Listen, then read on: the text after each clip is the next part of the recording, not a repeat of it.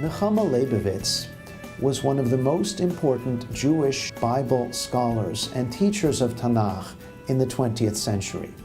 Her work is especially important for us at Revel because she combined a scholarly analytic methodology and literary study of Tanakh with a profound respect for Jewish tradition. Many of us know students of Nehama from the 1970s and 80s, perhaps even as far back as the 1960s. We at Revel are privileged to be able to host a student of Nehama's from the 1930s, Mrs. Esther Manischewitz, who lives in Teaneck, New Jersey. Mrs. Manischewitz was not only Nehama's student, she was her close neighbor in the Kiryat Moshe section of Yerushalayim from 1930, when Nehama Leibowitz first had arrived in Israel and moved into the neighborhood soon after arriving from Berlin in 1930. Mrs. Manischewitz tells me how she used to take the bus with Nehama when she was 8 years old to go to school from 1930 onward. And it's almost as though we can meet Nehama Leibowitz when she was 25 years old. She was just starting to teach in Yerushalayim. And we're able to relive this through some of Mrs. Manishewitz's recollections.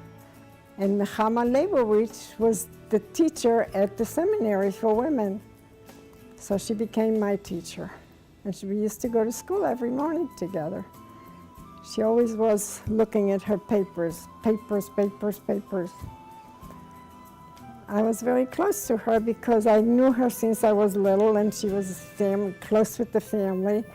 So I was not afraid of her, but a lot of people were. She was tough, but very kind and very nice too. Mrs. Manischewitz herself, after studying with Nehama Leibowitz, went on to teach in Tel Aviv in the 1940s. And I think many of our students who themselves are going to be Jewish studies teachers can relate to Mrs. Manishewitz's recollections of her experience as a first-time teacher. Hearing from Mrs. Manischewitz will introduce an evening of Nehama Leibowitz that Revel will host on Tuesday, October 22nd. That will be the first part of the program. The second part will be an academic lecture that I will deliver on the topic of Nehama Leibowitz's unique integration of the literary method and Parshanut HaMikra. I was privileged myself to study with Nehama in the 1980s and discuss with her her own studies of Tanakh and Bible scholarship in the 1920s in Berlin. At that time, she found the literary method, which was just beginning, to be of particular importance for appreciating our great Parshanim, and that's what I would like to dwell upon in my lecture. The evening program about Nehama Leibowitz is one among a number of events that Revel will be hosting over the course of the year. For more information, have a look at our blog and like us on Facebook. These are exciting times at Revel. We just published a new magazine that went out to over 1,500 alumni and friends of Revel. We've also just started a new program of Jewish education and Jewish studies together with Azrieli. For more information about that, you can look on our website as well. We've just dedicated new space at Revel, a dean's reception area, and a student faculty lounge that enhances the sense of a Revel community. These spaces were dedicated through the generosity of Mordechai and Monique Katz, who have been supporters of Revel for over 2 decades now. We hope to see you on Tuesday, October 22nd, on our evening celebrating Nehama Leibowitz and Tanakh scholarship, as well as other great events that Revel will be hosting throughout the year.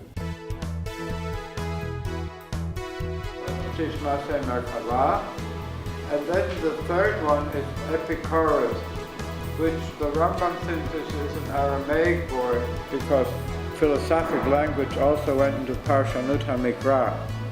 So you learn something that which is adapted, and you will eventually have to analyze how it is adapted and why Radak. He wrote that Radak lived from around 1160 to around 1235. Somehow people got those dates in their head, but those were fixed dates. They're not. So we're looking at late 12th, early 13th for Radak. What's this book all about? Right? Why is it important if it's the Divrei Hayamim L'Malchei Yehuda? To save your time, the answer is no. Answer is no, but we'll see. We're going to read documents.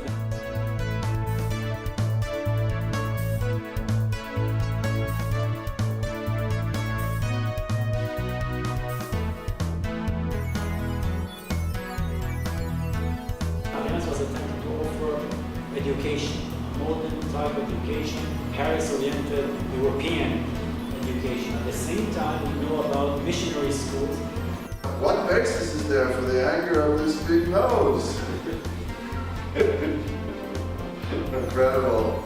Incredible comeback based on a what?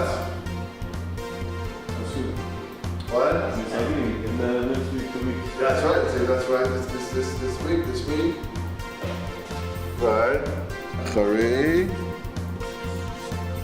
Ha'af hagadol hazeh. All right. Everyone see the basis for that joke? Let's try Jeremiah 31. Yirmiyahu 31. Surely one of the more prominent editions. You're going to learn a lot more about it, of course. The Rabbinic Bible, we could all look at those all we are print, it doesn't matter. This is a photomechanical reproduction of the famous Warsaw edition. This is known as the Warsaw edition of the IUC text, surrounded by Rashi. A scholar, by a Masoretic scholar, his name was Wolf Heidenheim, lived in the 19th century. Now I want you to see what it looks like, and I want you to see why it's important to have access to Jewish literature, and remind you have access to the 5th floor of the library.